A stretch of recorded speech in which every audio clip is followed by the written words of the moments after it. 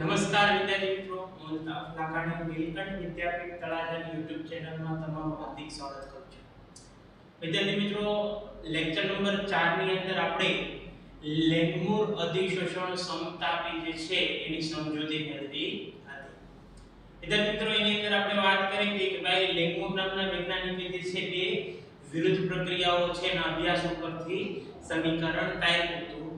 એમાં જે પ્રક્રિયા હતી એક સંઘનન પ્રક્રિયા હતી અને એક હતી બાષ્પાયન પ્રક્રિયા, બરાબર?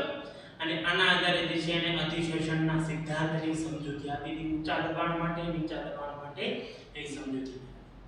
વિદ્યાર્થી મિત્રો, અધિશોષણના ટોપિકની અંદર છેલ્લો જે મુદ્દો છે એ છે અધિશોષણના અનુપ્રયોગો. કે ભાઈ અધિશોષણ છે એ આપણને કઈ કઈ જગ્યાએ કામ આવે છે, એનો ઉપયોગ કઈ કઈ જગ્યાએ થાય છે એની ચર્ચા કરવાની છે. એક રીતે આ એક ટોપિક છે, પૂછાવાની શક્યતાઓ ખરી, પરંતુ નોલેજ માટે પણ એટલો પણ ઉપયોગી ટોપિક છે. તો અધિશોષણના અનુપ્રયોગો જણાવો. અનુપ્રયોગો એટલે કે ઉપયોગો જણાવો. એમાંનો એક ઉપયોગ છે એ છે ઉચ્ચ શૂન્ય અવકાશ ઉત્પન્ન કરવા માટે. વિદ્યાર્થી મિત્રો, શૂન્ય અવકાશ જે છે એનો અર્થ શું થાય કે ભાઈ દબાણનું પ્રમાણ ખૂબ ઓછું હોય. દબાણનું પ્રમાણ કેવું હોય? ખૂબ જ ઓછું. તો ઘણી વખત એવું થાય વિદ્યાર્થી મિત્રો કે ભાઈ વાતાવરણની અંદર ભેજનું પ્રમાણ વધારે. કેવું હોય? ભેજનું પ્રમાણ વધારે, બરાબર? અથવા તો કોઈ એવા જે છે એ વાયુઓનું પ્રમાણ જે છે વાતાવરણમાં વધારે. તો એ જે વાયુઓ છે કે જે વાતાવરણમાં ભેજનું પ્રમાણ વધારે છે અથવા તો દબાણમાં વધારો કરે છે, તો એને ઓછો કરવા માટે આપણે શું કરીએ કે ભાઈ ચારકોલ પદાર્થ છે એનો ઉપયોગ કરીએ. તો ચારકોલ શું કરે કે ભાઈ એ પોતાની સપાટી ઉપર આવા વાયુઓ જે હોય છે એ વાયુઓને પોતાની સપાટી ઉપર આકર્ષી લે અને વાતાવરણમાં જે છે એ ભેજનું પ્રમાણ ઘટાડી દે છે. અથવા તો એ વાતાવરણમાં એ વાયુઓ જે છે એનું પ્રમાણ ઘટાડી દે અને ઉચ્ચ શૂન્ય અવકાશ ઉત્પન્ન કરે છે. બીજી એક પદ્ધતિ છે વિદ્યાર્થી મિત્રો કે ભાઈ જે છે એ તમે વેક્યુમ પંપ જે છે નામ સાંભળ્યું હશે. વેક્યુમ પંપનું કામ શું હોય કે ભાઈ એ પ્રેશરાઇઝ કરી અને વાયુઓને ખેંચી, બરાબર છે, અને એ જગ્યાએ વાતાવરણમાં વાયુઓનું પ્રમાણ જે છે એ ઓછું કરી નાખે છે, જેને આપણે કહીએ છીએ ઉચ્ચ શૂન્ય અવકાશ જે છે કહીએ છીએ. ટૂંકમાં અધિશોષક જે છે, અધિશોષક પદાર્થ એ વાતાવરણમાં રહેલા વાયુઓને પોતાની સપાટી ઉપર આકર્ષી લે અને એ વાયુઓના પ્રમાણમાં ઘટાડો કરે. વાયુઓનું પ્રમાણ ઘટે એનો મતલબ દબાણ ઘટે. દબાણ ઘટશે એટલે એ શૂન્ય અવકાશ સર્જી શકે છે. તો એટલા માટે આપણે કહી શકીએ કે ઉચ્ચ શૂન્ય અવકાશ ઉત્પન્ન કરી શકીએ છીએ. પછી બીજો જે ઉપયોગ છે ગેસ માસ્કની અંદર. વિદ્યાર્થી મિત્રો, ઘણી બધી ઇન્ડસ્ટ્રીની અંદર ઘણા બધા હેઝાર્ડસ એટલે કે નુકસાન કરતા વાયુઓનો ઉપયોગ થતો હોય છે. ઇન્ડસ્ટ્રીની અંદર આવા બધા વાયુઓ જે છે એનો ઉપયોગ થતો હોય. તો ઘણી વખત ઇન્ડસ્ટ્રીમાં આ જે વાયુઓ છે ક્યાંક લીકેજ થઈ ગયા હોય કે ભાઈ ધારો કે જે છે એ કોઈ એની લાઈન જાતી હોય અને એ લાઈનમાં લીકેજ થાય. હવે લીકેજ થાય એટલે સ્વાભાવિક છે કે આજુબાજુના વાતાવરણની અંદર જે છે એ વાયુઓનું પ્રમાણ વધી જાય. જે નુકસાન કરતા વાયુઓ છે એનું પ્રમાણ વધી જાય. તો એવા સમયે ત્યાં જે કામ કરતા કર્મચારીઓ હોય એને એક ખાસ પ્રકારના માસ્ક જે છે આપવામાં આવે છે. તમને થાય કે ભાઈ આ માસ્ક શું હોય? તો એ માસ્ક બીજા કાંઈ ન હોય, એ જે ચારકોલ હોય કે ની ચારકોલ એના પાવડરમાંથી જે છે એ માસ્ક બનાવેલા. ચારકોલમાંથી બનાવેલા ચારકોલનો પાવડર હોય એમાંથી બનાવેલા એ માસ્ક હોય. એ શું કરે કે ભાઈ એ જે છે જે નુકસાન કરતા વાયુ છે એને શોષી લે. તો સ્વાભાવિક છે જો વાતાવરણમાં ઓક્સિજન છે અને એ ઓક્સિજન પાછો જરૂરી છે આપણે. પણ હવે એવું વાતાવરણ હોય કે જેની અંદર ઓક્સિજનની હારવાર ઝેરી વાયુ ભળી ગઈ. એટલે સ્વાભાવિક છે કે આપણે શ્વાસમાં લઈએ તો ઓક્સિજનની હારવાર જે છે એ ઝેરી વાયુ પણ અંદર દાખલ થાય. તો આ જે ગેસ માસ્ક કામ શું કરે છે કે ભાઈ એ જે ઝેરી વાયુ છે એને શોષી લે અને જે ઓક્સિજન છે એને પસાર થવા દે. તો આવા જે ખાસ પ્રકારના ગેસ માસ્ક છે એ ચારકોલમાંથી બનાવવામાં આવે છે, જેનો ઉપયોગ જે છે એ આપણે કરી શકીએ છીએ. ભેજનું નિયંત્રણ મેં તમને હમણાં વાત કરી હતી સિલિકા જેલ, કે ભાઈ આપણે જે છે ઇલેક્ટ્રોનીય ઉપકરણો લઈએ, ઇલેક્ટ્રોનીય ઉપકરણોની અંદર કાચની ગોળી જેવી નાની નાની જે છે એ ગોળીઓ હોય છે, જે એક નાના પેકેટમાં આપેલી હોય છે. તો શા માટે આપેલી હોય કે ભાઈ ઇલેક્ટ્રોનીય ઉપકરણો, તમે ફ્રીજ લ્યો, વોશિંગ મશીન લ્યો અથવા આવા કોઈ પણ ઇલેક્ટ્રોનીય ઉપકરણો લ્યો, તો એમાં તમને જે છે એ આ ગોળીઓ આપી હોય. તો આપવાનું કારણ શું? તો આપણે બધા જાણીએ કે ભેજ છે, ભેજ એ ઇલેક્ટ્રોનીય વસ્તુઓ છે નું ક્ષારણ કરી નાખે, કાટ લગાડી. હવે કાટ લાગે એટલે ઇલેક્ટ્રોનીય ઉપકરણો જે છે એ કામ કરતા બંધ થાય. તો આ ભેજના કારણે આ બધી ઘટનાઓ ઘટે. તો આ જે ગોળીઓ છે એ શું કામ કરે? સિલિકા જેલ નામ છે. એ આ બધા જે ભેજ હોય ઇલેક્ટ્રોનીય ઉપકરણોમાં, એ ભેજને પોતાની સપાટી પર આકર્ષી લે, શોષણ કરી નાખે. એટલે આ ઇલેક્ટ્રોનીય ઉપકરણો બગડતા નથી. તો એનું જે છે મેઇન કામ આ હોય છે, ભેજનું નિયંત્રણ કરવું. પછી એક કેલ્શિયમ ક્લોરાઇડ છે, એ ભેજનું શોષણ કરે છે, પોતાની સમગ્ર સપાટીમાં એને આકર્ષી લે. સિલિકા જેલ છે પોતાની સપાટી પર આકર્ષે છે. બરાબર છે? તો ભેજ નિયંત્રણમાં અધિશોષણ કામ આવે છે. દ્રાવણોમાંથી રંગીન દ્રવ્ય દૂર કરવા. વિદ્યાર્થી મિત્રો, ઘણી વખત તમે જે છે સાંભળ્યું હશે કે આપણે જે ખાંડ હોય ને, ખાંડ એ પીળા રંગની આવી જાય. કેવા રંગની આવી જાય? પીળા. હવે ખરેખર ખાંડ જે છે એ પીળા રંગની છે, એનો મતલબ આપણે એમ માનીએ કે આ ખાંડ ખરાબ છે. તો આપણે ઘણા જે છે એ ખાંડ પીળા રંગની હોય તો કોઈ લે નહીં, એનો ઉપયોગ ન કરે. આ તો ખરાબ છે, આનો ઉપયોગ ન કરે. પણ ખરેખર એમાં જે પીળો રંગ છે એ એમાં રહેલા રંગીન કણોના કારણે હોય. તો હવે થાય શું કે ભાઈ એ કોઈ લે નહીં તો નુકસાન થાય. તો વેપારી જે હોય એ શું કરે છે કે ભાઈ એ જે ખાંડ હોય ને, જે પીળા રંગની ખાંડ, હવે ધારો કે પીળા રંગની ખાંડ હોય, એમાં પાણી નાખે. હું નાખે વિદ્યાર્થી મિત્રો? પાણી. બરાબર છે? એટલે પાણી નાખે એટલે સ્વાભાવિક છે કે ખાંડ ઓગળી જવાની છે. ખાંડ ઓગળી જશે એટલે જે મિશ્રણ બનશે છે એ પીળા રંગનું દ્રાવણ બનશે. પીળા રંગનું દ્રાવણ. તો વિદ્યાર્થી મિત્રો, આ પીળા રંગના દ્રાવણમાં શું છે કે ભાઈ પીળા રંગના દ્રવ્ય કણો છે. પીળા રંગના દ્રવ્ય કણો છે. પછી એની અંદર શું છે કે ભાઈ એમાં જે છે ખાંડના કણો છે. ખાંડના કણો છે. પછી શું છે કે એમાં પાણી છે. એટલે હવે શું થયું કે ભાઈ પેલા પીળા રંગની ખાંડ હતી, એમાં આપણે પાણી નાખ્યું એટલે શું થયું? પીળા રંગનું દ્રાવણ થયું. હવે આ જે પીળા રંગનું દ્રાવણ છે ને, એમાં નાખી દઈએ આપણે ચારકોલ. હું નાખી દઈએ ચારકોલ. હવે આ ચારકોલ શું કરશે કે ભાઈ જે રંગીન કણો હશે એને પોતાની સપાટી પર લઈ લેશે. કે ભાઈ આ જે પીળા રંગના દ્રવ્ય કણો છે એને શું કરશે? પોતાની સપાટી ઉપર લઈ લેશે. હવે લઈ લે પછી વધે શું કે ભાઈ ખાંડનું દ્રાવણ વધે. શું વધે? ખાંડનું દ્રાવણ. વિદ્યાર્થી મિત્રો, ખાંડના દ્રાવણને પછી સ્ફટિકીકરણ કરો. તમે શું કરી નાખો? સ્ફટિકીકરણ. સ્ફટિકીકરણ એટલે કે પાણીને દૂર કરી નાખો અને ખાંડના જે કણો વધે સ્ફટિક સ્વરૂપે, એને સ્ફટિકીકરણ કહેવાય. બરોબર? તો છેલ્લે જે છે આપણને શુદ્ધ ખાંડ વધશે. શું વધશે? શુદ્ધ ખાંડ. બરોબર? તો અહીંયા તમે જુઓ કે અહીંયા ચારકોલ જે છે દાખલ કર્યો, એના કારણે અહીંયા જે છે અધિશોષણની ઘટના થાય. એવા પીળા રંગના દ્રવ્ય કણો ચારકોલની સપાટી પર દાખલ થયા અને અહીંયા એ દૂર થઈ ગયા પીળા રંગના દ્રાવણમાંથી. વધ્યું હું ખાંડનું દ્રાવણ, સ્ફટિકીકરણ કર્યું એટલે પાણી ઉડાડી દીધું. વધ્યું હું ખાંડના સ્ફટિક, જે આપણને શુદ્ધ ખાંડ સ્વરૂપે મળે છે. તો પીળા રંગની ખાંડમાંથી જે છે એ આપણે પીળા રંગના કણોને દૂર કરવાની જે પ્રક્રિયા હતી એ અધિશોષણની ક્રિયા દ્વારા દૂર થયા. બરોબર છે? પછી જે એનો ઉપયોગ છે બીજો, આમાં મેં તમને જે છે એક મિથિલિન બ્લુ વાળું ઉદાહરણ આપ્યું હતું તમને. બરોબર છે? શાહી વાળું ઉદાહરણ તમને અગાઉ આપ્યું હતું. આ બધા જે છે ઉદાહરણ તમે આમાં લઈ શકો છો. એની પછીનું નેક્સ્ટ ઉદાહરણ છે વિષમાંગ ઉદ્દીપન. વિદ્યાર્થી મિત્રો, આના ઉપર જે છે આપણે આગળ જ તે અને પછી નેક્સ્ટ જે ટોપિક છે એના પર ડિટેલમાં ચર્ચા કરવાની છે.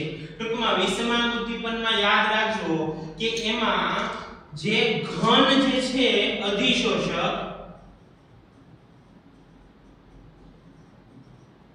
એ ઉદ્દીપકનું કામ કરશે. એનું કામ કરશે ઉદ્દીપક. એટલે કે એ પ્રક્રિયામાં ભાગ નહીં લે પરંતુ પ્રક્રિયાનો વેગ વધારશે. એટલે એને આપણે એને વિષમાંગ ઉદ્દીપન જે છે આપણે કહીશું. અને બીજા જે પ્રક્રિયકો હશે એક વાયુ અથવા તો પ્રવાહી અવસ્થામાં હોવા જોઈએ. ટૂંકમાં અવસ્થાઓ બધી સરખી ન હોવી જોઈએ, અલગ અલગ હોવી જોઈએ. એને વિષમાંગ ઉદ્દીપન. આના પર આપણે હમણાં ડિટેલમાં ચર્ચા કરવાની છે કે ભાઈ મુદ્દાસર જે છે આખી વાત આપણે આના પર કરવાની છે. બરાબર. પછી આવે છે નિષ્ક્રિય વાયુઓનું અલગીકરણ. કે ભાઈ ઘણી વખત જે છે કોઈક રાસાયણિક પ્રક્રિયાઓ કરતા હોય એમાં કેટલાક નિષ્ક્રિય વાયુઓ જે છે એ હોય છે. શું હોય છે?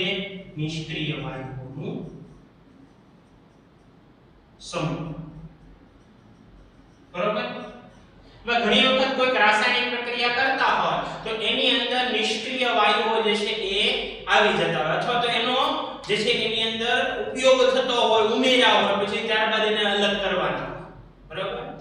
તો આવા સમયે શું કરવું પડે કે ભાઈ એની અંદર એક દીવાર પદ્ધતિ આવે. હવે આ પદ્ધતિ શું કરે કે ભાઈ એની અંદર નાળિયેર અથવા તો ઘન અધિશોષક એવો એક પદાર્થ આવે, એને દાખલ કરો. એટલે એવું કરે કે આ જે નિષ્ક્રિય વાયુઓ છે ને પોતાની સપાટી પર આકર્ષી ખેંચી. બરાબર છે. અને જે મિશ્રણ હતું એમાં એ વાયુઓનું પ્રમાણ ઘટી જાય અને આપણે એમ કહી શકીએ કે ભાઈ નિષ્ક્રિય વાયુઓ જે છે એમાંથી આપણે અલગ કર્યા. હવે જો નિષ્ક્રિય વાયુઓ છે નો મતલબ ઈ પ્રક્રિયામાં કાંઈ ભાગ તો લેવાના છે નહીં, ખોટે ખોટી જગ્યા જ રોકવાના છે. બરોબર છે. હવે હું તમને એમ કહું કે આપણો સાયન્સનો ક્લાસ હોય, બરોબર, એમાં જે છે 40 જણા બેસી શકે એવી ક્ષમતા હોય. હવે એમાં આપણે 20 જણા આર્ટ્સના બેસાડી દઈએ એટલે સ્વાભાવિક છે કે આર્ટ્સના વિદ્યાર્થીઓ છે અને સાયન્સમાં તો કઈ સમજ પડવાની નથી. તો એની જગ્યાએ આપણે એ 20 આર્ટ્સના વિદ્યાર્થી છે એની જગ્યાએ આપણે 20 બીજા સાયન્સના વિદ્યાર્થી બેહાડ્યા હોય તો આપણી માટે કામની વાત થઈ જાય ને. તો આપણે એમ કહી શકીએ કે ભાઈ જે નિષ્ક્રિય છે કે જેની કઈ જરૂર નથી આપણે મિશ્રણની અંદર, તો એને આપણે દૂર કરવા જોઈએ. અને દૂર કરવાની એક પદ્ધતિ છે જેને દીવાર પદ્ધતિ, જેનો નાળિયેરના જે છાલા હોય એનો ઉપયોગ થાય છે કે જે નિષ્ક્રિય વાયુઓને પોતાની સપાટી પર અધિશોષણની ક્રિયા દ્વારા દૂર કરે છે. તો આ એક નિષ્ક્રિય વાયુઓનું અલગીકરણ જે છે એ આપણે કરીશું કે દીવાર પદ્ધતિ ખાસ યાદ રાખજો, કામ આવશે. પછી વિદ્યાર્થી મિત્રો એક સાતમો ઉપયોગ છે રોગ મટાડવા માટે. વિદ્યાર્થી મિત્રો આપણને કોઈ પણ પ્રકારની તકલીફ હોય શરીરની અંદર એટલે આપણે જે છે ઔષધોનો ઉપયોગ કરીએ, દવાઓનો ઉપયોગ કરીએ. તો મોટાભાગના જે રોગો છે એ શરીરમાં ઉત્પન્ન થતા બેક્ટેરિયા અથવા તો જે છે એ વાયરસો દ્વારા થતા હોય છે.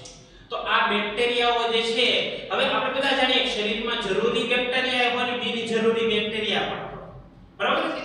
તો આ જે બિનજરૂરી બેક્ટેરિયા હોય જે આપણા શરીરની રોગ પ્રતિકારક શક્તિમાં ઘટાડો કરે, જેના કારણે આપણું શરીર એ કાર્ય કરી ન શકે, જેથી આપણે એમ કહીએ કે આપણને મજા નથી, તકલીફ છે. બરાબર છે. એટલે આપણે ઔષધ લઈએ કે 2 દિવસમાં સારું થઈ જાય. તો તમને એમ થાય કે ઔષધ છે એ શું કામ કરે? ઔષધ બીજું કાંઈ કામ નથી કરતો. ઔષધ જે છે શરીરમાં દાખલ થાય એટલે એ શું કરે કે ભાઈ આપણા જે શરીરનો જે બિનકાર્યરત ભાગ હતો કે જે કાર્ય કરતો નહોતો, તો એ ભાગને જે છે કાર્યરત કરશે, એને જે છે એ ચાલુ કરશે. ઉપરાંત એ જે બેક્ટેરિયાઓ છે એને ખેંચી અને જે છે દૂર કરી નાખશે. ઔષધ પોતાની સપાટી પર ખેંચી અને એ જે છે બેક્ટેરિયાઓને દૂર કરશે અને આપણા શરીરને જે છે એ પાછું વધુ એકદમ કાર્યરત કરી દેશે. ટૂંકમાં ઔષધો જે છે શરીરમાં જાય અને જે બેક્ટેરિયા છે બિનજરૂરી બેક્ટેરિયા એને અધિશોષણની ક્રિયા દ્વારા જે છે એ પોતાની સપાટી પર જોડી અને એને દૂર કરી નાખે છે. એટલે રોગ મટાડવા માટે પણ ઉપયોગી છે. ફીડ પ્લવન પદ્ધતિ. વિદ્યાર્થી મિત્રો તમે 10મા ધોરણની અંદર જે છે ભણી ગયા છો ફીડ પ્લવન પદ્ધતિ. સલ્ફાઇડ યુક્ત ખનિજો જે છે એના અશુદ્ધિઓ દૂર કરવા માટેની પદ્ધતિ. તમને બધાને ખ્યાલ છે કે પાત્ર હોય, બરોબર છે, એમાં સલ્ફાઇડ યુક્ત ખનિજ લ્યો સલ્ફાઇડ યુક્ત ખનિજ પછી તમે જે છે એની અંદર પાણી નાખો એટલે કે પાણી પ્લસ સલ્ફાઇડ યુક્ત ખનિજ બરાબર તો વિદ્યાર્થી મિત્રો થાય છે શું કે પાણી છે ને પાણી એ રેતી માટીના કણોને તો ભીંજવી દે છે પણ સલ્ફાઇડ યુક્ત ખનિજ હોય છે એને ભીંજવતા નથી અથવા તો એ જે પાણીના કણો છે સલ્ફાઇડ યુક્ત ખનિજને પોતાની સપાટી પર જોડી શકતા નથી એટલે આપણે આની અંદર જે છે ટર્પેન્ટાઇન તેલ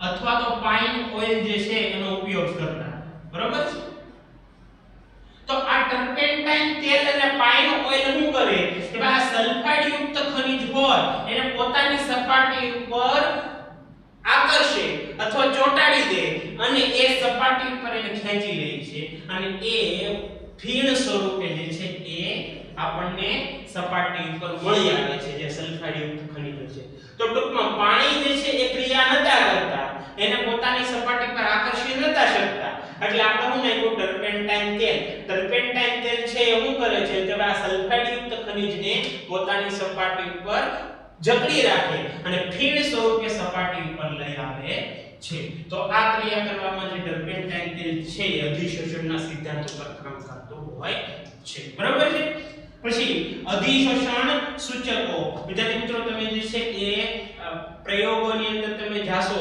પ્રયોગ પોથીની અંદર તમારે ઘણા બધા પ્રયોગો આવશે જેની અંદર સૂચકોનો ઉપયોગ થાય સૂચકોનું મેઇન કાર્ય શું હોય રંગ પરિવર્તન કરવાનું કામ હોય છે બરોબર છે તો એની અંદર ઘણા બધા સૂચકો છે ઇઓસિન છે બરોબર છે તો એ સૂચક છે એનો પણ ઉપયોગ છે આની અંદર બરોબર એ અધિશોષણની ક્રિયાઓ કરતા હોય છે તો એનો તમે જે પ્રયોગ પોથીની અંદર એમાં અભ્યાસ કરી શકો છો પછી ક્રોમેટોગ્રાફી પદ્ધતિ છે ક્રોમેટોગ્રાફી પદ્ધતિ જે છે એના ઉપર તમારે આગળનું જે ચેપ્ટર આવશે તમારું બરોબર છે તત્વોના અલગીકરણ અને એ માટેના સિદ્ધાંતો એની અંદર બહુ ડિટેલમાં વાત કરવાની છે ટૂંકમાં ક્રોમેટોગ્રાફી પદ્ધતિનું હું તમને ખાલી એક ઉદાહરણ આપું તો એના પરથી તમે સમજી શકશો કે ભાઈ એમાં અધિશોષણ કઈ રીતે કામ આવે કે ભાઈ એક પ્રયોગ આવે છે તમારે એની અંદર કે ભાઈ શું કરવાનું કે પાણી હોય કે પાણી એક પાત્રમાં પાણી ભરવાનું બરોબર છે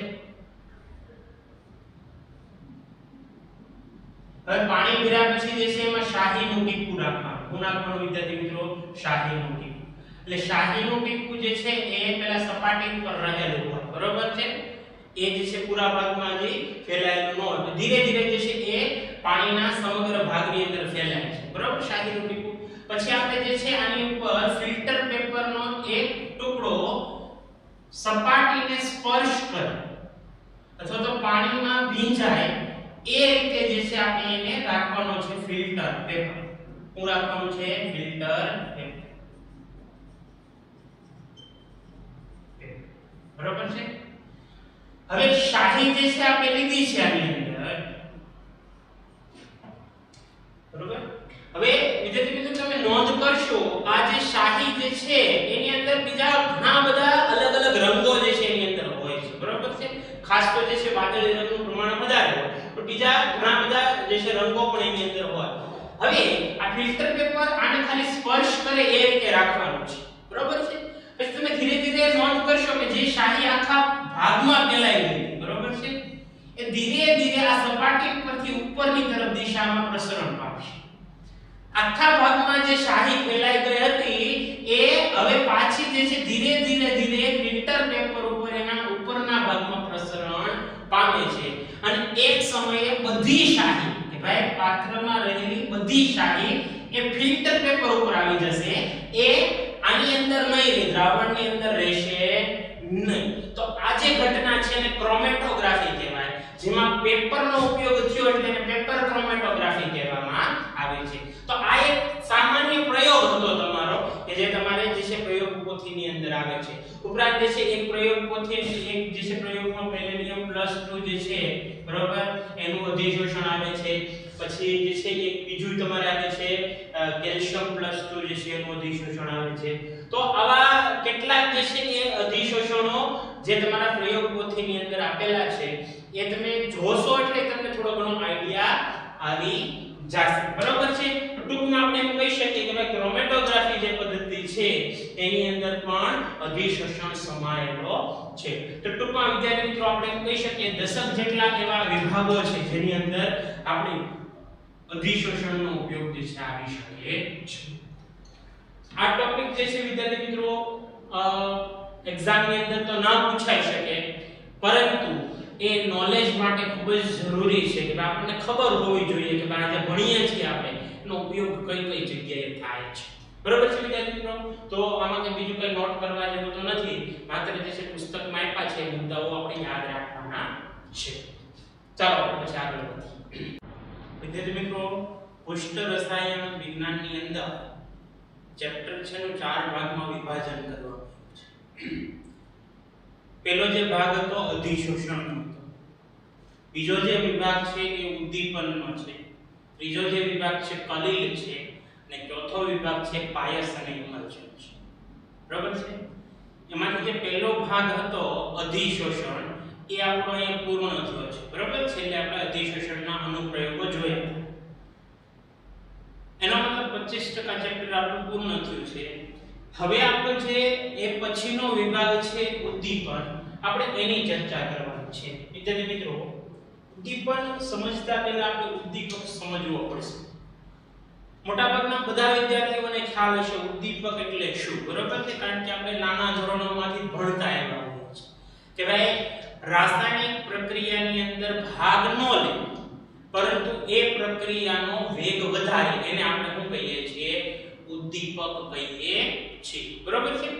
આપણે તમને યાદ હોય તો પુષ્ટ રસાયણ વિજ્ઞાનની રાસાયણિક ગતિકીની અંદર જે છે આપણે એક પ્રક્રિયા તમને સમજાવી હતી. પોટેશિયમ ક્લોરેટ જે છે એને આપણે ઓક્સિડેશન કરીએ અથવા તો એનું વિઘટન કરીએ, પોટેશિયમ ક્લોરેટનું વિઘટન કરીએ એટલે એમાંથી KCl અને O2 ઉત્પન્ન થતો. તો એમાં ઉદ્દીપકનો ઉપયોગ કર્યા વગર જે છે એમાં સમય ઝાઝો લાગતો હતો. પછી એમાં જે છે મેંગેનીઝ ડાયોક્સાઇડનો ઉપયોગ કર્યો એટલે એમાં ઓછો સમય લાગતો. આ વસ્તુ આપણે જોઈ હતી. તો આપણે એમ કહી શકીએ કે ભાઈ જે છે એ મેંગેનીઝ ડાયોક્સાઇડ છે જેમાં આપણે ઉમેર્યો છે ઈ પ્રક્રિયા છે એના જથ્થામાં કઈ ફેર પડતો નહોતો કે ભાઈ ઈ જે છે પોટેશિયમ ક્લોરેટમાંથી જે છે KCl બનતું હતું તો એ KCl નો જથ્થો વધારતો તો ઘટાડતો નહોતો, પણ એ પ્રક્રિયાને જે પહેલા સમય લાગતો હતો એના કરતા ઓછા સમયની અંદર પ્રક્રિયા પૂર્ણ કરાવતો હતો. તો ઉદ્દીપક જે છે એ એવા પદાર્થો છે જે પ્રક્રિયામાં ભાગ નથી લેતા, પ્રક્રિયાને કોઈ અસર નથી કરતા, એનો જથ્થો કેટલો છે કેટલો નહીં એને કાંઈ અસર નથી કરતા, માત્ર એ પ્રક્રિયકથી નિપજ વચ્ચે જે સમય લાગે છે સમયમાં ઘટાડો કરે છે. એટલે જ આપણે કીધું હતું કે સંતુલન અચળાંકને અસર કરતો નથી. હા, સક્રિયકરણ ઊર્જા જે છે એમાં ઘટાડો કરે છે, જેની આપણે સમજૂતી તમને જે છે એ રાસાયણિક ગતિકીમાં ડિટેલમાં તમને આપી, બરોબર છે. તો 1835 માં બર્ઝેલિયસ નામનો એક વૈજ્ઞાનિક હતો અને સૌપ્રથમ વખત ઉદ્દીપક શબ્દનો ઉપયોગ કર્યો. યાદ રાખજો ક્યારેક MCQ માં કામ આવી જાય. બર્ઝેલિયસ નામનો જે છે વૈજ્ઞાનિક હતો જેણે 1935 માં જે છે સૌપ્રથમ વખત જે છે એ ઉદ્દીપક શબ્દનો ઉપયોગ કર્યો હતો. કે ભાઈ એવા પદાર્થો કે જે પ્રક્રિયામાં ભાગ ન લે પણ પ્રક્રિયા વેગ વધારે એને ઉદ્દીપક કહેવાય છે, બરાબર. એની વ્યાખ્યા કરી છે. હવે તમને એમ કહેશે ઉદ્દીપક તો સમજ્યા, ઉદ્દીપન એટલે શું? તો બીજું કાંઈ નહીં. ઉદ્દીપન એટલે બીજું કાંઈ નહીં, એક એવી રાસાયણિક પ્રક્રિયા જેમાં ઉદ્દીપકનો ઉપયોગ થયો, એવી રાસાયણિક પ્રક્રિયા જેમાં ઉદ્દીપકનો ઉપયોગ થાય, બરાબર છે, તો એને ઉદ્દીપન કહેવાય. તો ઉદ્દીપન એટલે કે જે પ્રક્રિયાનો વેગ વધારવા માટે ઉદ્દીપકનો ઉપયોગ કરવામાં આવે એવી રાસાયણિક પ્રક્રિયાને જે છે એ ઉદ્દીપન કહેવાય છે. ઉદ્દીપનના બે પ્રકાર પડે છે, યાદ રાખજો. મોસ્ટ આઈએમપી છે થિયરી માટે ઉદ્દીપન યાદ રાખજો, સમાન ઉદ્દીપન અને વિસમાન ઉદ્દીપન. આ જે છે મોસ્ટ આઈએમપી છે ટોપિક, એ યાદ રાખજો થિયરી માટે. સમાન ઉદ્દીપનની આપણે વાત કરીએ તો સમાન ઉદ્દીપનની વ્યાખ્યા કરવી હોય તો એમ થાય કે ભાઈ જે રાસાયણિક પ્રક્રિયામાં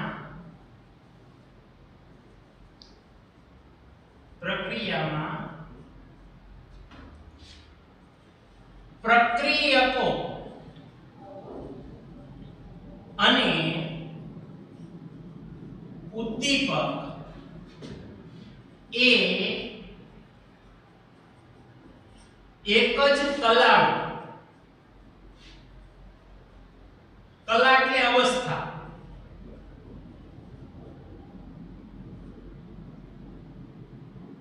હોય તો તેવા પ્રકારના ઉદ્દીપનને સમાન ઉદ્દીપન કહે છે.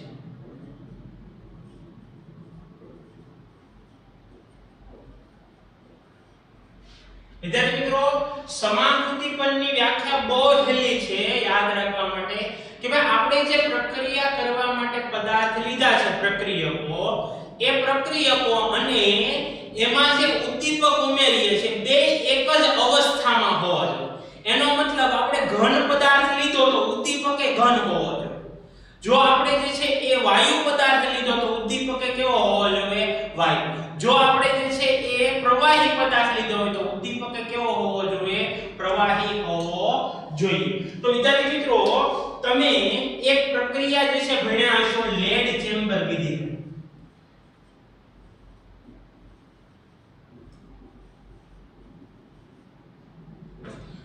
લેડ ચેમ્બર વિધિમાં હોય છે શું કે ભાઈ સલ્ફર ડાયોક્સાઇડ ને સલ્ફર ટ્રાયોક્સાઇડ માં ફેરવવામાં આવે છે.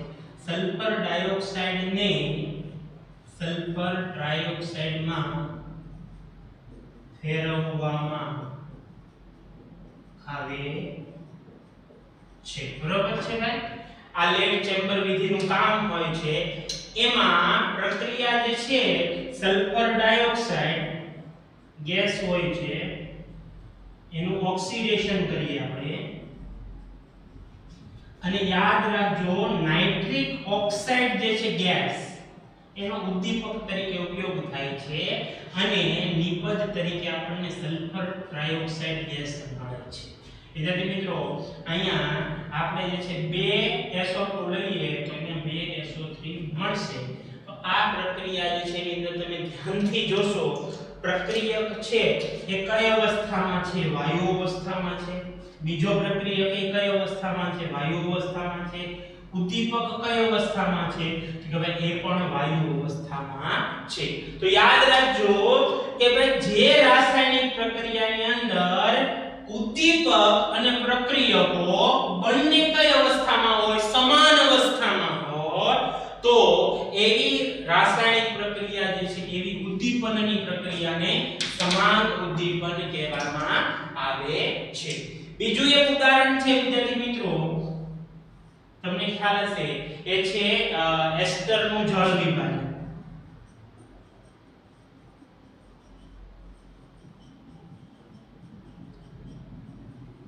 બરાબર છે?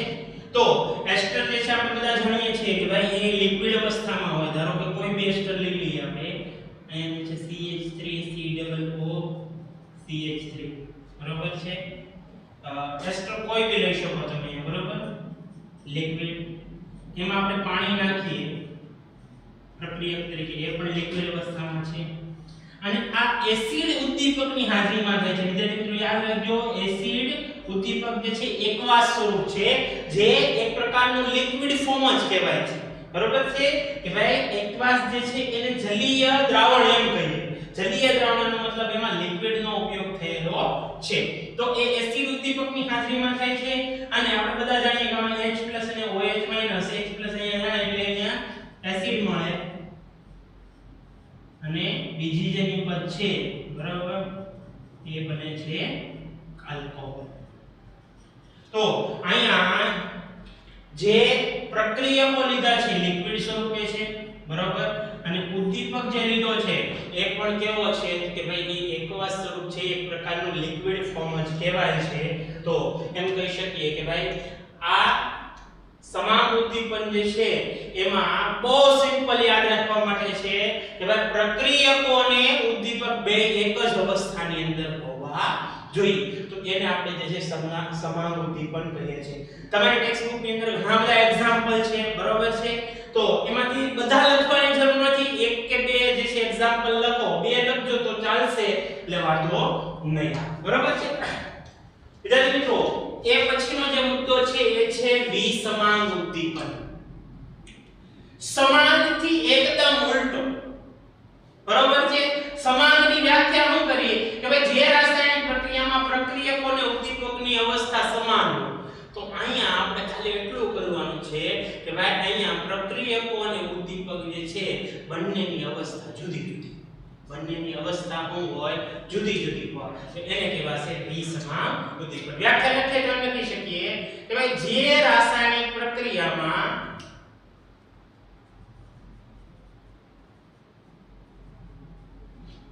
પ્રક્રિયકો અને ઉદ્દીપકની અવસ્થા એટલે કે કલા જુદી જુદી હોય તો તેવા ઉદ્દીપનને વિસમાંગ ઉદ્દીપન કહે છે, બરાબર છે. આના એક્ઝામ્પલ જોઈએ વિદ્યાર્થી મિત્રો, તો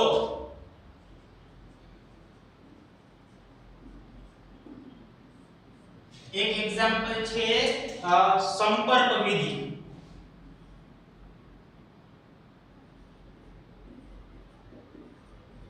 સંપર્ક વિધિ દ્વારા SO2 માંથી SO3 બનાવો. અહીંયા જે એક્ઝામ્પલ આપ્યું હતું ને વિદ્યાર્થી મિત્રો, લેડ ચેમ્બર વિધિ, સેમ એજ પ્રક્રિયા છે અહીંયા, પણ અહીંયા ઉદ્દીપક બદલાઈ જાય છે.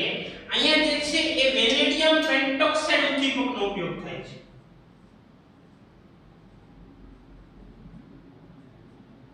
પ્રક્રિયા સેમ જ છે વિદ્યાર્થી મિત્રો, અહીંયા ખાલી જે ઉદ્દીપક છે એ V2O5 જેને વેનેડિયમ પેન્ટોક્સાઇડ કહેવાય, જે ઘન સ્વરૂપે હોય છે, એ જે છે અહીંયા હોય છે. તો વિદ્યાર્થી મિત્રો, અહીંયા તમે જોઈ શકો છો કે અહીંયા પ્રક્રિયકો છે બંને વાયુ સ્વરૂપે છે. કેવા સ્વરૂપે છે? વાયુ. ઉદ્દીપક છે એ કેવા સ્વરૂપે છે? ઘન સ્વરૂપે છે. તો આપણે કહી શકીએ કે ભાઈ અહીંયા પ્રક્રિયકો અને ઉદ્દીપકો બે જુદી જુદી અવસ્થામાં છે, એટલે આ પ્રકારના ઉદ્દીપનને જે છે વિસમાંગ ઉદ્દીપન કહેવાય છે. પછી વિદ્યાર્થી મિત્રો, આમાં હજી એક એક્ઝામ્પલ તમે લખી શકો, એ છે હેબર વિધિ દ્વારા એમોનિયાની બનાવટ. બરાબર છે. તો આમાં જે છે કે આપણે બધા જાણીએ કે ભાઈ નાઇટ્રોજનનો ઉપયોગ કરીએ આપણે, અને હાઇડ્રોજનનો ઉપયોગ કરીએ છીએ 1:3, અને અહીંયા લોખંડ જે છે, બરાબર છે, એનો ભૂકો, એનો જે છે આપણે ઉદ્દીપક તરીકે ઉપયોગ કરીએ છીએ, બરાબર છે. એટલે આપણને એમોનિયા પ્રાપ્ત થાય છે. તો અહીં વિદ્યાર્થી મિત્રો તમે ધ્યાનથી જોશો તો હાઇડ્રોજન અને નાઇટ્રોજન છે બંને વાયુ સ્વરૂપે છે, લોખંડનો ભૂકો છે ઘન સ્વરૂપે છે, તો આને વિસમાંગ ઉદ્દીપન કહી શકો છો. પછી એક એક્ઝામ્પલ છે કે ભાઈ વનસ્પતિ તેલમાંથી વનસ્પતિ ઘી બનાવવું, તેમાં નિકલ ધાતુનો ઉપયોગ થાય. તો વનસ્પતિ તેલ છે એ લિક્વિડ સ્વરૂપમાં છે, બરાબર, એનું હાઇડ્રોજનીકરણ કરો, બરાબર. તો આ લખી નાખો, એક એક્ઝામ્પલ તમને કામ આવશે, બરાબર છે. વનસ્પતિ તેલનું હાઇડ્રોજનીકરણ કરી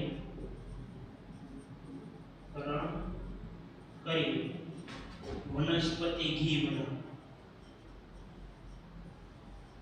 બરાબર છે. તો આમાં હોય છે હું કે વનસ્પતિ તેલ લઈએ,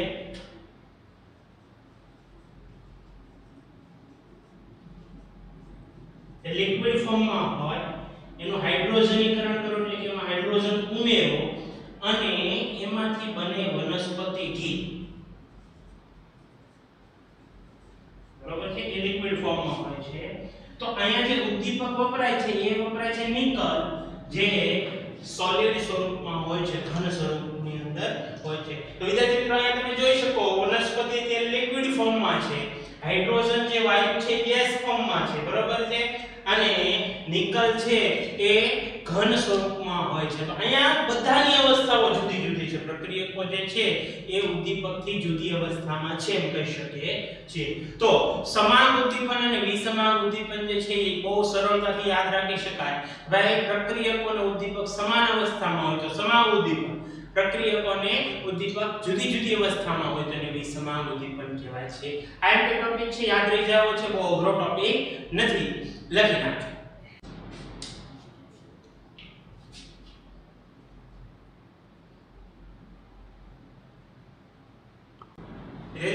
હવે પછીનો જે ટોપિક છે એ છે વિસમાંગ ઉદ્દીપનનો અધિશોષણ સિદ્ધાંત. હવે આપણે એની સમજૂતી મેળવવાની છે કે ભાઈ આ જે વિસમાંગ ઉદ્દીપન છે એની અંદર અધિશોષણ ક્રિયા કઈ રીતે થાય, બરોબર છે. હવે ઉદ્દીપન એટલે શું કે ભાઈ ઉદ્દીપકનો ઉપયોગ થાય. વિસમાંગ એટલે શું કે ભાઈ પ્રક્રિયકો અને ઉદ્દીપક છે એમની અવસ્થાઓ સમાન ન હોય, બરોબર. તો અહીંયા વિસમાંગ ઉદ્દીપનમાં ખાસ યાદ રાખજો, મોટા ભાગે વિસમાંગ ઉદ્દીપનમાં મોટા ભાગે ઘન અધિશોષણ, ઘન ઉદ્દીપક છે એની આપણે વાત કરીશું. કોની વાત કરીશું? ઘન ઉદ્દીપકની જે છે આપણે વાત કરીશું. કે ટૂંકમાં ઘન ઉદ્દીપક હશે એની સપાટી ઉપર જે છે એ બીજા પ્રક્રિયકો એ દાખલ થશે. હવે ઘન લીધો હશે એટલે એની ઉપર સ્વાભાવિક છે પ્રવાહી કે વાયુ જે છે એની ઉપર દાખલ થાય. તો આ જે અધિશોષણ સિદ્ધાંત છે ને એ વિસમાંગ ઉદ્દીપનના એ બે પ્રકારના છે. હવે તમને બે પ્રકારના કઈ રીતે કે ભાઈ એક જે છે એ પ્રાચીન સિદ્ધાંત છે, બરાબર છે, જેને જૂનો અધિશોષણ સિદ્ધાંત કહેવાય. શું કહેવાય? જૂનો અધિશોષણ સિદ્ધાંત.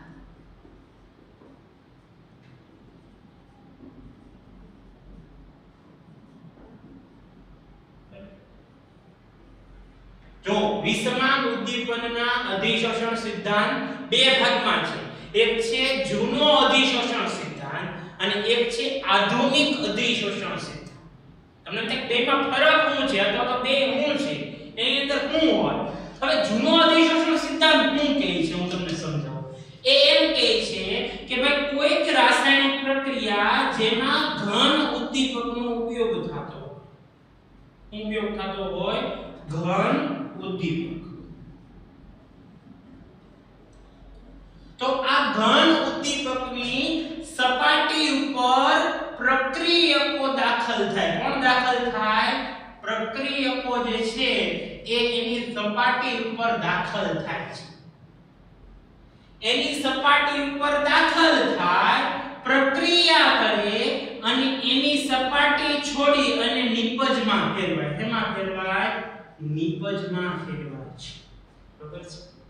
જો સમજો હું કહે છે કે ભાઈ ઘન ઉદ્દીપક છે એની સપાટી ઉપર પ્રક્રિયકો દાખલ થાય, રાસાયણિક પ્રક્રિયા કરે એટલે નિપજ બની જશે.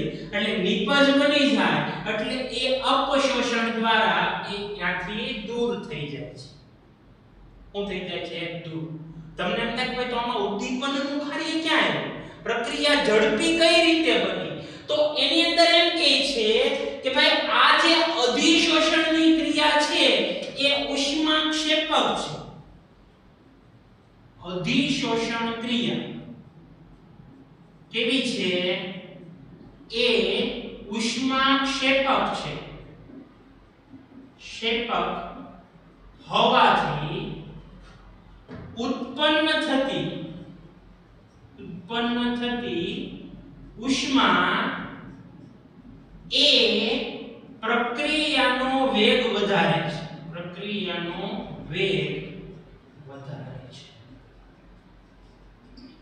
વિદ્યાર્થી મિત્રો, જો બહુ સિમ્પલ છે જૂનો અધિશોષણ સિદ્ધાંત.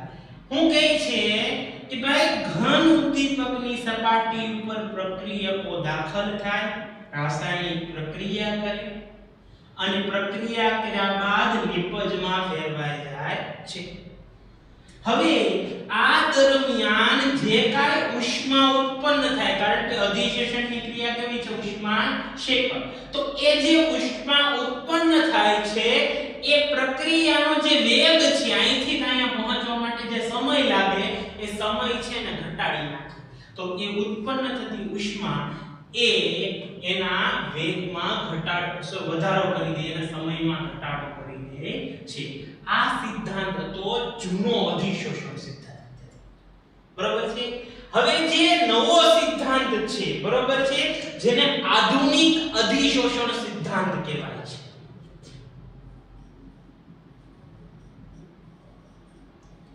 આધુનિક અધિશોષણ સિદ્ધાંત.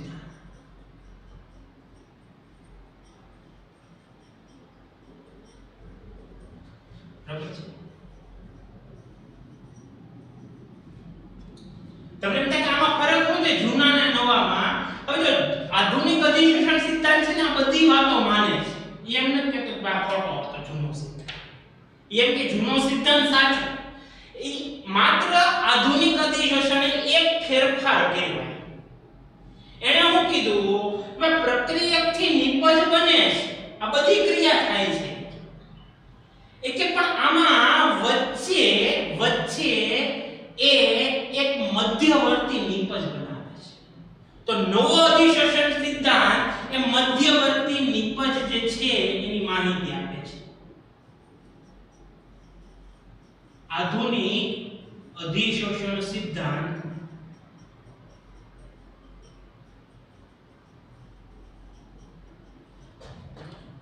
મધ્યવર્તી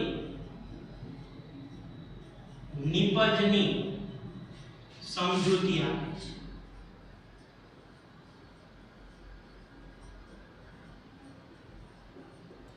એને ખાલી એટલું જ કીધું કે ભાઈ પ્રક્રિયકો જે છે ઉદ્દીપકની સપાટી ઉપર આવે, નિપજ બને, આ બધું થાય છે, એનો વાંધો નહીં. ઉષ્માક્ષેપક છે, વેગ વધે છે, બધું થાય. ખાલી અહીંયા એમ કીધું કે પ્રક્રિયકથી નિપજ પહેલા વચ્ચે એક મધ્યવર્તી નિપજ બને, બહુ થોડા સમય માટે. બરોબર? તો આ ખાલી આટલી જ છે માહિતી કે આની અંદર ઉમેરાણી, અને એને કહેવાય છે આધુનિક અધિશોષણ સિદ્ધાંત. આધુનિક અધિશોષણ સિદ્ધાંત છે વિદ્યાર્થી મિત્રો એ પાંચ ભાગની અંદર વિભાજિત થયેલો છે. કેટલા ભાગની અંદર? 5 ભાગની અંદર વિભાજિત થયેલો છે. તો આપણે લખી શકીએ કે ભાઈ આધુનિક અધિશોષણ સિદ્ધાંત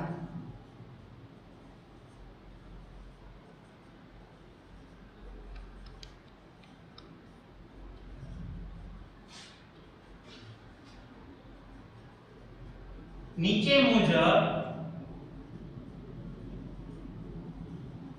5 તબક્કામાં થાય છે. 5 તબક્કામાં થાય છે. બરાબર છે? હજો 5 તબક્કા લખીએ પહેલા હું તમને 5 તબક્કા સમજાવી. બરાબર છે? પહેલા મિત્રો તમે અધિશોષણ ભણ્યા છો.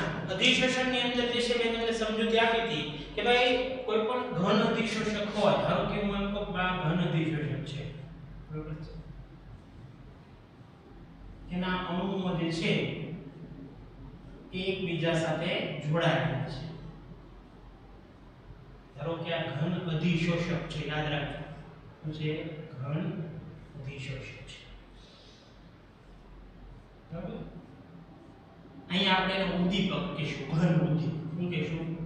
ઘન ઉદ્દીપક. બરાબર? હવે અધિશોષણની ક્રિયા જે થાય છે વિદ્યાર્થી મિત્રો એ અંદરના પરમાણુમાં નથી થતી. ક્યાં થાય છે? અધિશોષણની ક્રિયા એ સપાટીના પરમાણુમાં થાય. કાં તો એ જે છે એ ઉપરના પરમાણુ કરશે અથવા સાઈડના અથવા આ બાજુના નીચેના વચ્ચેના પરમાણુઓ કે અણુઓ જે છે એ પ્રક્રિયા કરશે નહીં. સપાટી ઉપરના અણુઓ જે છે એ પ્રક્રિયા કરશે. હવે આની અંદર થાય છે શું કે પહેલો તબક્કો શું છે કે પહેલા તબક્કાની અંદર પ્રક્રિયકો છે, ધારો કે આપણી પાસે બે પ્રક્રિયકો છે A અને B. આ બે પ્રક્રિયકો છે એ ઉદ્દીપકની દિશામાં પ્રસરણ પામે છે. પ્રક્રિયકો છે એ કોની દિશામાં પ્રસરણ પામે છે? ઉદ્દીપકની દિશામાં પ્રસરણ પામે છે. આ પહેલો તબક્કો છે. બીજો તબક્કો છે વિદ્યાર્થી મિત્રો કે આ જે લીધા છે ઉદ્દીપક એની સપાટી ઉપર જે છે એ પ્રક્રિયકો જોડાણ પામે છે.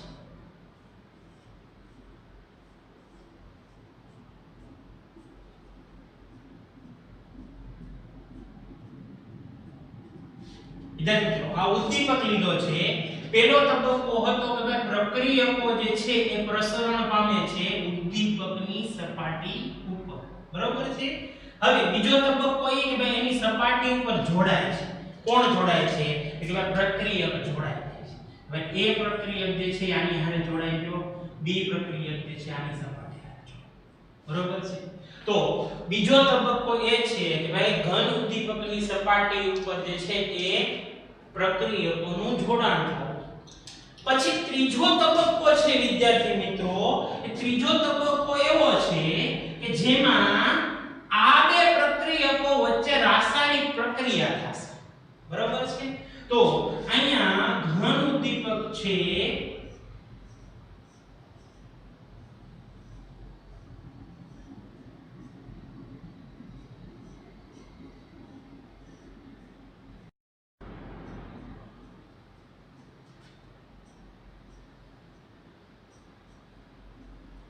અહીં ધારો કે આપણી પાસે જે છે એ બે પ્રક્રિયકો જોડાઈ ગયા છે કે ભાઈ A પ્રક્રિયક છે, B પ્રક્રિયક છે, બે જોડાણ પામેલા છે. હવે ત્રીજો તબક્કો એમ કહે છે કે આ બે વચ્ચે રાસાયણિક પ્રક્રિયા થશે, બંધ બનશે, બંધ. એટલે પ્રક્રિયા થશે એટલે સ્વાભાવિક છે કે અહીંયા મધ્યવર્તી નિપજ બનશે. શું બનશે? મધ્યવર્તી નિપજ. મધ્યવર્તી નિપજ એટલે શું? નિપજ જે છે એ બનવાની શરૂઆત, બરોબર છે. નિપજ બનવાની શું? શરૂઆત. તો અહીંયા મધ્યવર્તી નિપજનો તબક્કો છે, બરોબર. મધ્યવર્તી નિપજ બની ગઈ પછી ધીરે ધીરે નિપજ બનશે. શું બનશે? નિપજ. હવે નિપજ બનશે એટલે સંપૂર્ણ રીતે જે છે એ નિપજ બની જાય તો એ અપશોષણ દ્વારા નિપજ જે છે ત્યાંથી છૂટી પડી, બરોબર. તો અહીંયા આપણો જે ઉદ્દીપક હતો એ ફરી પાછો જે છે એ એની મૂળ અવસ્થા પ્રાપ્ત કરે છે, બરોબર છે.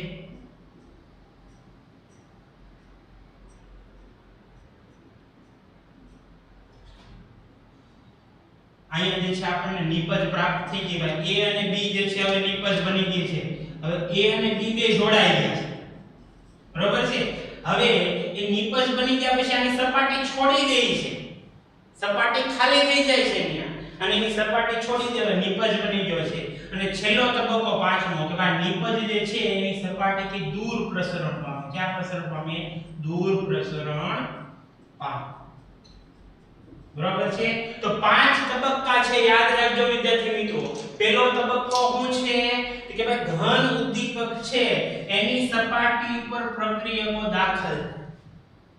બીજો તબક્કો સપાટી ઉપર જોડાણ પામી. ત્રીજો તબક્કો એમની વચ્ચે રાસાયણિક પ્રક્રિયા થાય. ચોથો તબક્કો મધ્યવર્તી નિપજ બને પછી એ સંપૂર્ણ નિપજમાં ફેરવાઈ જાય. પાંચમો તબક્કો એ નિપજ બન્યા બાદ એમાંથી દૂર પ્રસરણ પામે છે. તો આ પાંચ તબક્કાની અંદર જે છે એ ક્રિયા થતી હોય છે. અહીંયા વિસમાંગ એટલા માટે કીધો કે આ જે ઉદ્દીપક જે છે અને પ્રક્રિયક લીધા છે એ બંનેની અવસ્થા અલગ અલગ છે. આ વાયુઓ છે, આ ઘન છે, આ તો આ પ્રવાહી છે, આ ઘન છે, બરોબર. તો આ વિસમાંગ ઉદ્દીપન છે એનો આધુનિક અધિશોષણ સિદ્ધાંત. જૂના સિદ્ધાંતમાં નવા સિદ્ધાંતમાં ખાલી એટલો ફરક છે કે ભાઈ નવા સિદ્ધાંતની અંદર મધ્યવર્તી નિપજ જે છે એનો તબક્કો ઉમેરવામાં આવ્યો છે. અહીંયા જૂનામાં નવામાં ખાલી એક જ તબક્કાનો ફેરફાર થાય છે જે મધ્યવર્તી નિપજની વાત કરે છે. તો અહીંયા આપણે વિસમાંગ ઉદ્દીપન છે એના અધિશોષણ સિદ્ધાંતની સમજૂતી આપણે અહીંયા મેળવી. Thank you.